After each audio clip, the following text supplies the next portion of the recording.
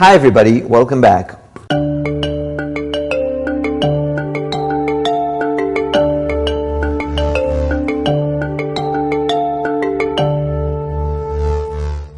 In this lesson, we're going to learn the basic twists of balloon art.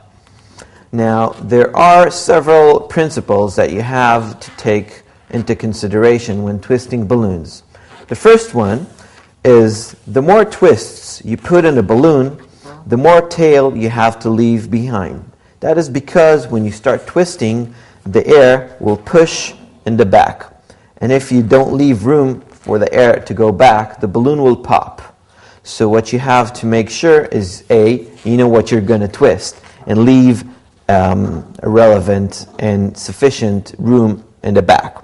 Now, this is just a principle you have to keep in mind.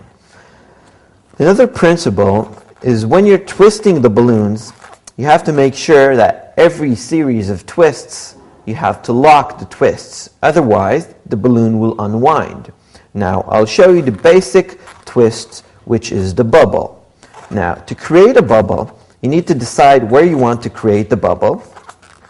Then you have to hold it. Now, I'm right-handed, so I keep the nozzle towards the left. I hold with the left hand, and I pinch and twist forward using my right hand, rotating the balloons at least 1.5 to 2 full turns with the balloon to create the bubble. Now, if I let go of the left hand, what will happen is the balloon will unwind. So, what you have to take into consideration is holding the first bubble with your left hand. Now, when you create a series of bubble, you need to hold it with your 2 small fingers. That way, you have all 3 fingers to hold and help twist the rest of the balloon.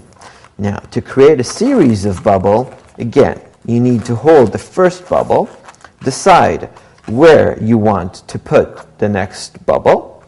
You pinch the balloon and rotate it. Now, you see that I'm not holding the middle bubble? That's okay, because I'm holding the first bubble and the last bubble. It doesn't matter how many bubbles I do, as long as I hold it, they won't unwind.